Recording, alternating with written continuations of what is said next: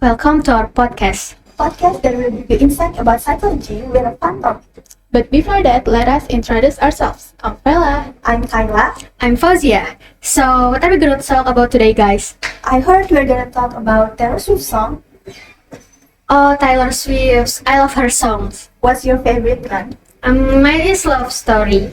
Oh, I love that too, but my favorite is Champagne Problem. Whoa, that's a pretty sad song. I love sad songs, by the way. But what about you, Val? I love All Too Well. Isn't it the song we will talk about today, guys? Correct. Today we're gonna talk about Taylor Swift's song called All Too Well. But today we are going to talk about its music video.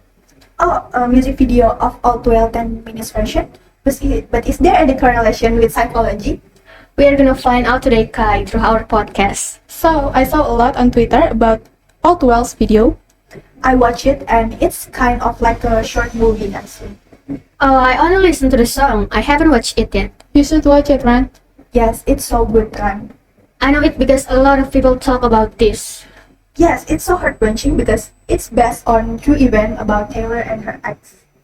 Yes, I heard about that too. I also read on Twitter that in that video, Taylor got gaslighted by her ex. Yes, she did, and that's what we're gonna talk about today.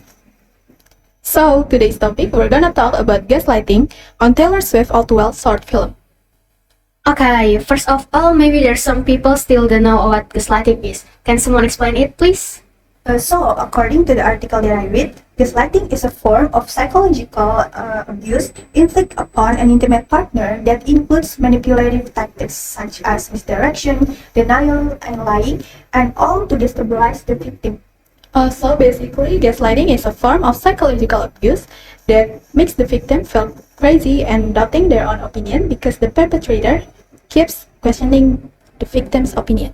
For example, if you say to someone that you got hurt because of their words and the perpetrator will say that their words mean nothing and you're being overreacted.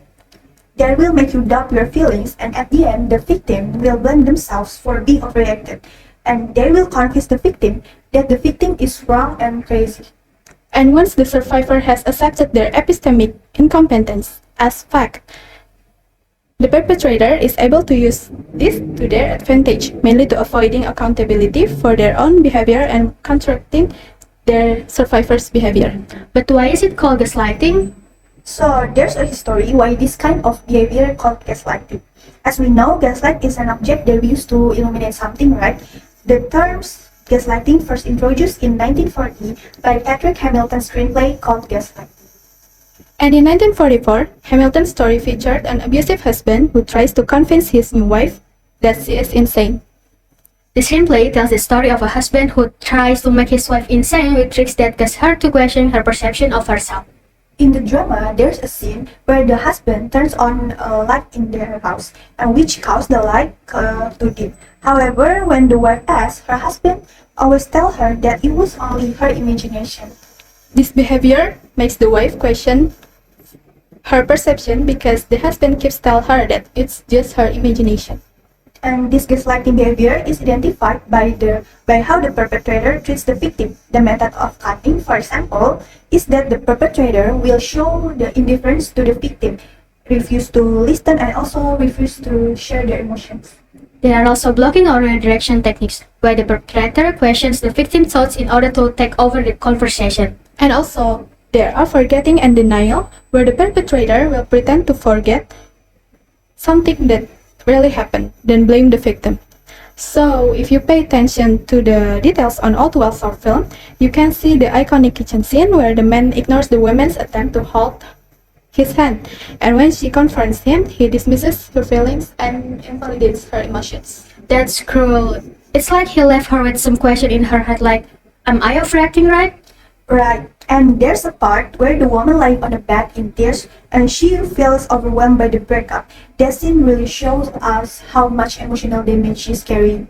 Totally, and that's exactly what gaslighting does. It makes the victim feels like they're the problem, like they're too emotional or irrational, but in fact, it's the manipulative behavior of the person that's causing all of it. Speaking of manipulation, there's that one lyric. You kept me like a secret, but I kept you like an oath. That line really hits the heart, doesn't it? Absolutely. It shows the emotional imbalance in the relationship so clearly. She treated the relationship as something sacred and important, while he treated as it's something need to hide. That's such a painful line. And it's such a great example of how gaslighting makes someone feel undervalued. She gives so much of herself, but instead of returning her feelings, he invalidates her emotions. Right. And when someone's loyalty and dedication are dismissed like that, it can make them question their self-worth. That lyric really sums up how manipulative relationship leave you doubting yourself.